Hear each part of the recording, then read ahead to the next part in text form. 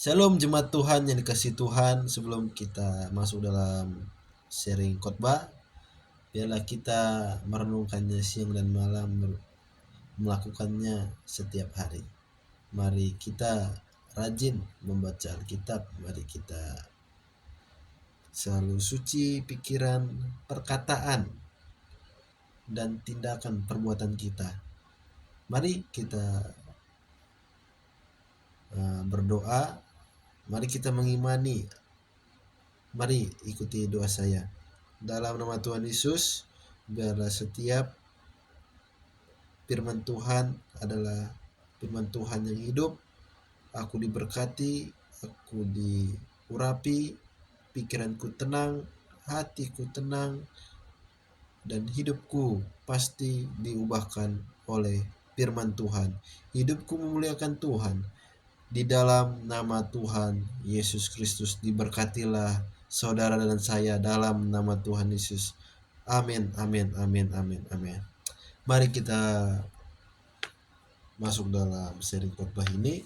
Saya mengambil tema, judul dari sharing ini adalah kepahitan yang perlu dibuang.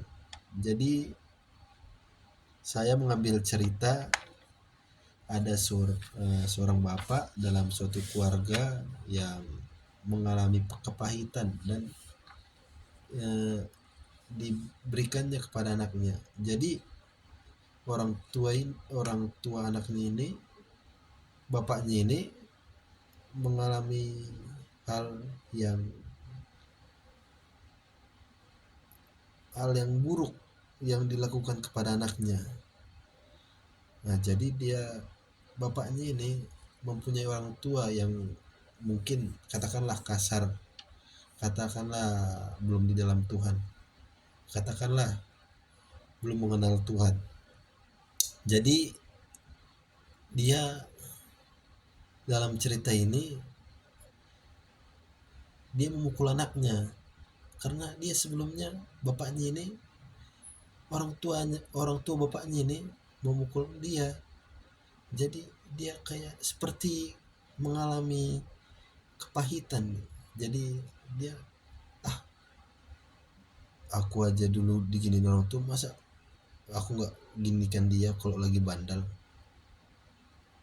Masa aku harus baik-baik aja, aku pun dulu sama orang tua aku gini, sama orang tua aku pakai itu. Nah, jadi dia seperti pemikirannya seperti itu. Nah, jadi kita sebagai anak-anak Tuhan yang sudah di dalam Tuhan itu tidak baik, karena itu hal yang belum mengenal Tuhan. Nah, karena orang tuanya ini sadar bahwa dia orang Kristen, bahwa dia anak-anak Tuhan. Nah, dia sadar.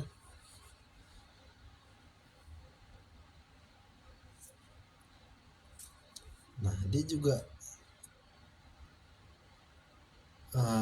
setiap minggu dia adalah seorang hamba Tuhan yang memberitakan firman Tuhan. Jadi dia sadar,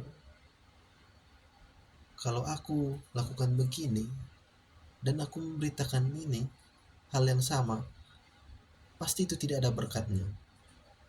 Kenapa? Karena hal yang kita berikan kepada jemaat, hal yang kita beritakan kabar baik, kalau kita masih melakukannya, itu sama aja dengan bohong. Nah,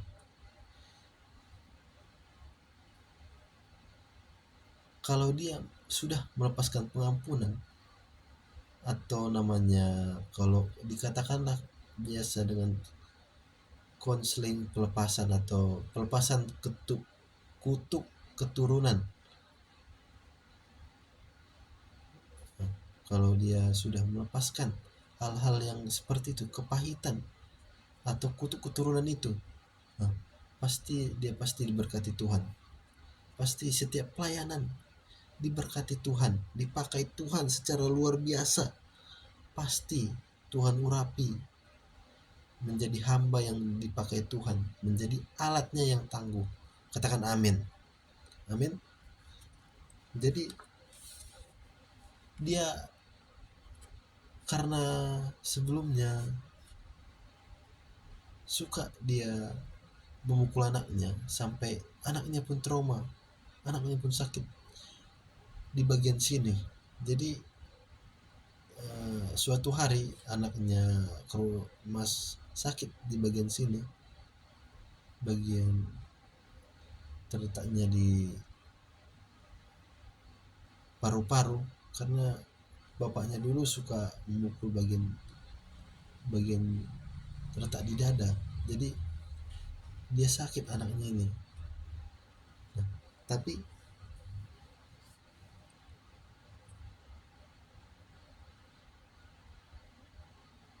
apa? Ketika ia mengalami pertobatan secara mujizat, orang tuanya ini berdoa, Tuhan sembuhkan, sembuhkan, sembuhkan anakku, sembuhkan ya Tuhan. Dan Tuhan membuka jalan kepada keluarga ini. Anaknya sembuh, anaknya sembuh dari penyakitnya. Mujizat Tuhan terjadi. Nah, di sini kita mendapat, jadi tidak ada kata terlambat jika kita mau bertobat. Katakan amin. Amin. Nah, mujizat Tuhan terjadi seketika itu juga. Dan paru-paru anaknya sembuh. Bagi Tuhan tidak ada yang mustahil. Katakan amin. Amin. Tuhan beri mujizat kepada anaknya dan anaknya sembuh. Dan Tuhan memberikan hikmat kepada anaknya, kepintaran, kecerdasan dalam sekolah. Dia selalu mendapat juara. Dia mengalami mujizat sekeluarga. Perusahaan atau pekerjaan bapaknya diberkati, dipakai Tuhan, naik.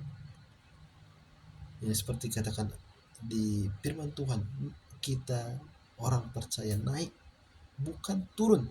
Jadi kepala, bukan ekor. Apa yang kita kerjakan selalu berhasil. Punya roh the biggest. Amin. Jadi kita jauhilah hal-hal yang seperti itu. Kepahitan, kebencian, hal buruk itu tidak patut dicontoh. Jadi kita bagi kita yang sudah berkeluarga, ajarilah anak kita yang baik, yang takut akan Tuhan, yang mengasihi Tuhan. Dan kita sebagai bapak, sebagai kepala keluarga harus mencontoh kepada keluarga kita sendiri, kepada istri, kepada anak-anak kita, harus mengajarkan yang baik. Karena kita adalah kepala keluarga, sebagai laki-laki yang baik, yang takut akan Tuhan, yang mau diajar oleh Tuhan. Jadi di sini bagaimana cara melepaskan kepahitan? Yang pertama, saya mencatat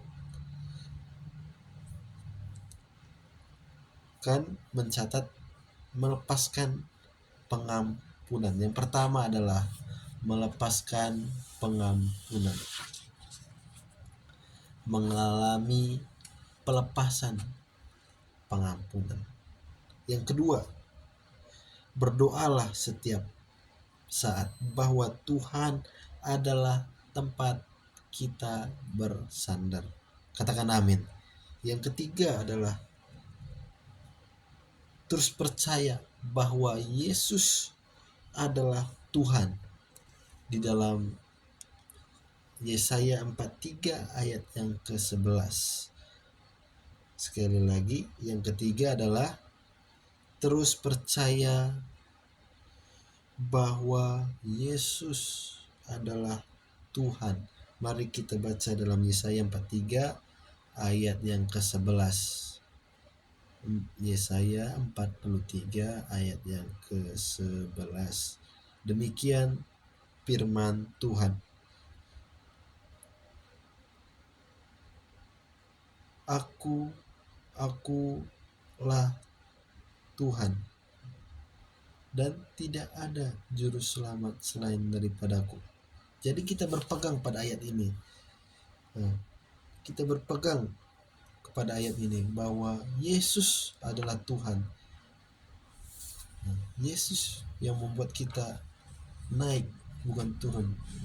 Jangan lupakan Dia, karena Dia adalah Tuhan kita yang hidup, juru selamat yang hidup, yang memberkati kita. Apapun yang kita miliki sekarang, harta, fasilitas, uang yang banyak, pekerjaan yang diberkati, katakanlah kita sebagai pemilik dari perusahaan atau manajer lah. Nah, itu semuanya berasal dari Tuhan, bukan karena kekuatan kita, namun Tuhan yang memberkati kita. Amin. Sekian dari sharing khotbah saya pada saat ini. Kiranya Tuhan memberkati saudara dan saya. Kiranya Tuhan yang mendengar, setiap kita yang mendengar, kita diberkati Tuhan. Katakan amin. Setiap kita yang